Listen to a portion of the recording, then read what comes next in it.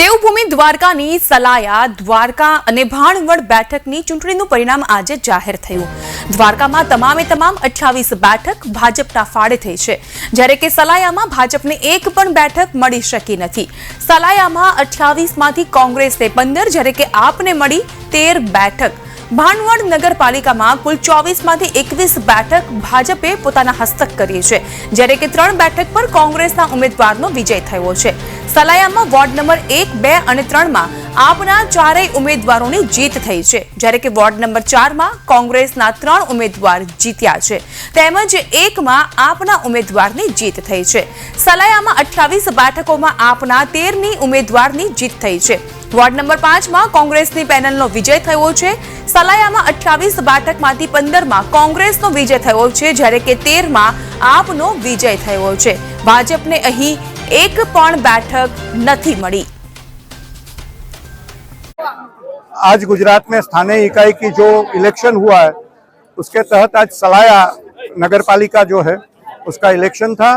वहाँ हालांकि हमारा कांग्रेस का ही शासन था और कांग्रेस ने जो अच्छे काम किए वो काम को देखते हुए और हमारे प्रदेश के अध्यक्ष आदरणीय शक्ति सिंह जी गोहिल और हमारे नेता प्रतिपक्ष अमित भाई चावड़ा की अगुवाई में लड़ी गई ये इलेक्शन में सलाया की जनता ने हमको फिर से मैंडेट दिया है और फिर से सलाया में कांग्रेस पार्टी शासन में आएगी।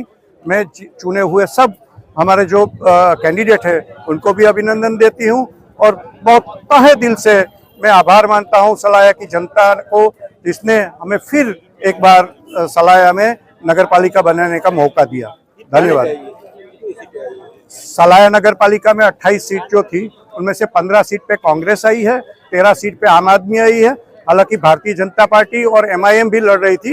आज रोज सलाया नगरपालिका सामान्य चूंटणी 2025 मतगणतरीना दिवसे सवारे 9 वाग्याथी मतगणतरी चालू करवामां आवी हती अने अत्यारे शांतिथी मतगणतरी पूरी थई छे।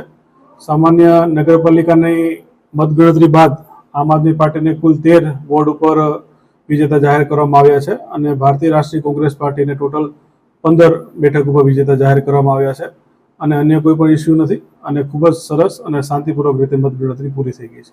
ચારે ધામમાં દ્વારકાધીશ એટલે મોક્ષ દ્વાર કહેવાયા। ખરેખર આ નગરપાલિકાની ચૂંટણી આમ રાજકીય રીતે નાની કહેવાય, પરંતુ હું તો એમ માનું છું કે આખા ભારતે છે ને બધાએ પણ છે ને આ દ્વારકાના સમાજો પાસેથી શીખ લેવાની જરૂર છે। કારણ કે દ્વારકાની અંદર દરેક સમાજ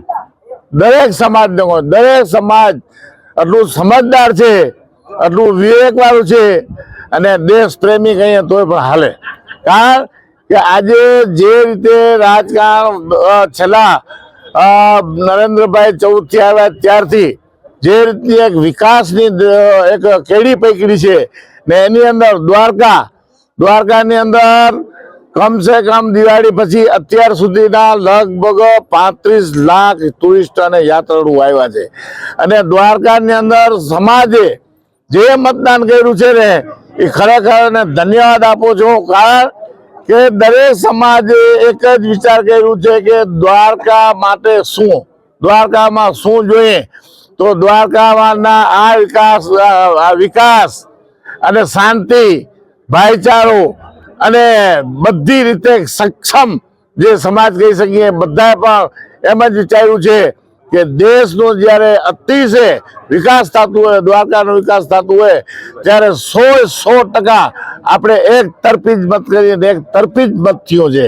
આજે દ્વારકા મારા મત વિસ્તારની અંદર 28 નગરપાલિકાની છે, એક તાલુકા પંચાયતની છે, તો 29 સીટ આજે વિકાસ અને આપણા નરેન્દ્રભાઈના નામે શિવ કર્યું બધાએ।